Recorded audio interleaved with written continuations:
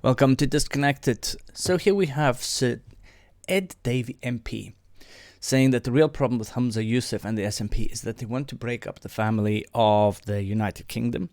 They are so obsessed with independence that they're not focusing on real issues Scottish people are facing.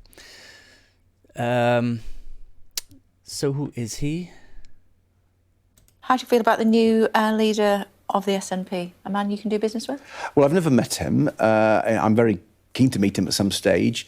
I've talked to my Scottish colleagues, Alex Cole-Hamilton, the Liberal Democrat leader of So he's the leader of the of the Liberal Democrats. Okay, there's a reason I'm laughing.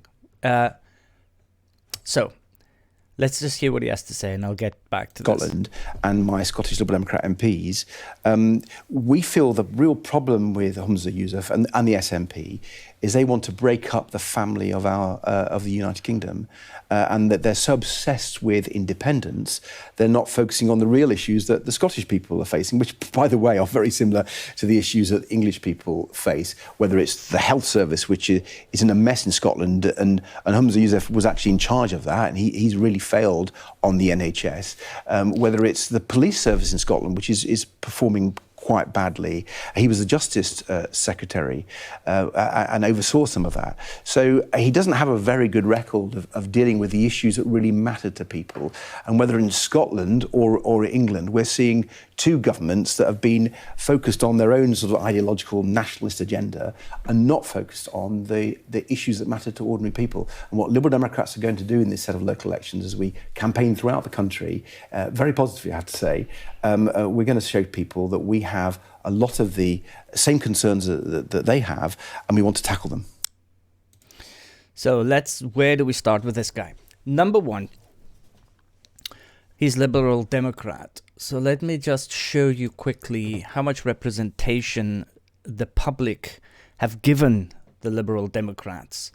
So this is the breakdown of the UK general election 2019. So it shows the amount of representation that the public wanted from the different parties. So constituencies. So in Scotland we have these 3-4 little pieces where people voted for Liberal Democrats. This is always a weird one. I've never understood why those guys vote for Liberal Democrats. It just completely baffles me. And they keep doing that. It's just insane. And then across the UK, even there is basically nothing. So obviously everybody has their right to voice their opinion. But to be fair, the Liberal Democrats have basically no representation. Nobody gives a shit about them. So why is he on TV? Why are they still seen as one of the major parties when they are quite clearly nothing?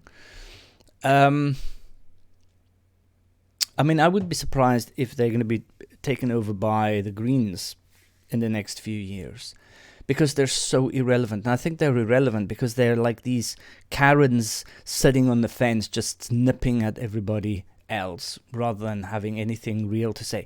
More importantly, remember when they were actually power sharing with the Conservatives, with David Cameron, and they literally immediately broke their promise. Like a couple of weeks after they had the coalition with the Conservatives. Anyway, let's break this down just a tad, because number one, he is doing the classic, oh, why is Scotland so, hung up on independence when there's all these other things they need to fix? Well, it is very simple, and people are saying this over and over. And here's Linda. She says, and for the bazillionth time, and it is for the bazillionth time, because it seems like it's not really getting into people's heads, unless we are free from being colonized and our resources pillaged to prop up English government mismanagement, we cannot properly address the issues caused by the English government. It is that simple. So for anybody who still doesn't understand this, we have 4 countries in the UK in this, what England likes to call a union, which isn't a union. We're colonized by England, end of story. Because if we weren't colonized, if this was a unit, we would be a republic and we would all have our fair say, which we don't. Everybody pays their taxes, everybody gets their income, it all gets put into one big pot in Westminster, and then Westminster decides how to divvy that money out, just like pocket money, to your kids. And with that money and a very kind of specific set of authority that each government has in the different countries, Scottish government, Welsh government, and Northern Irish, is that they have, number one, they don't have all the ability to make their rules. They only have some. Fair enough, they have quite a few.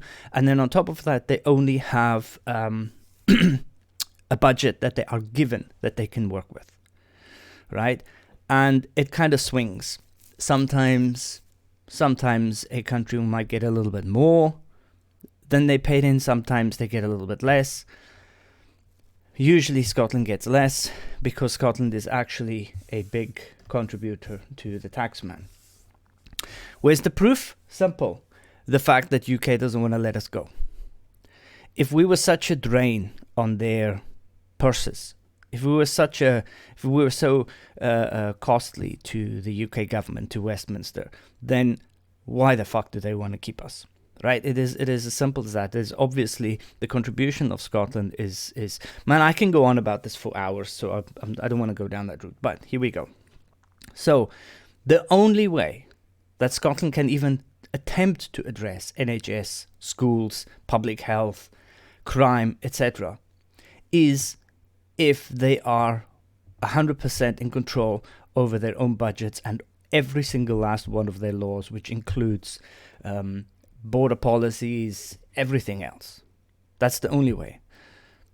Even in this year, we had a policy being pushed through by the Scottish government, and the UK has vetoed it. Fair enough, it's a controversial one.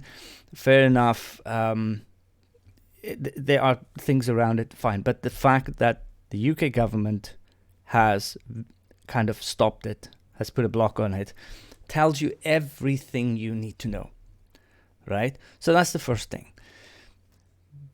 The best way to deal with the problems in Scotland, the only way really to deal with the problems in Scotland, is if Scotland has full control over its own, over everything.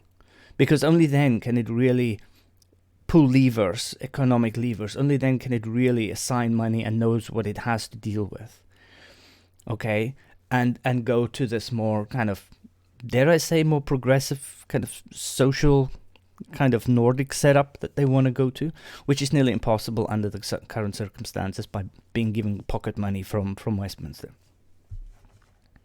Feel about the new leader of the SNP, a man you can do business with? Well, I've never met him. I'm very keen to meet him at some stage. I've talked to my Scottish colleagues, Alex Cole-Hamilton, the Liberal Democrat leader of in Scotland, and my Scottish Liberal Democrat MPs. We feel the real problem with... I mean, how many of his MPs is he talking to? Because there are flipping hardly any. Seriously. They're so underrepresented because nobody cares about them. Which, to be fair, for England, I think it's a shame. I think the Liberal Democrats actually, especially in the election where they had their coalition with the Tories, a lot of the things that they said were quite, or a lot of things that they wanted to put into their manifesto was quite progressive and quite interesting. And I think they could actually be a half-decent party. And it's actually quite a loss for England, in my opinion, that they are not better represented down there.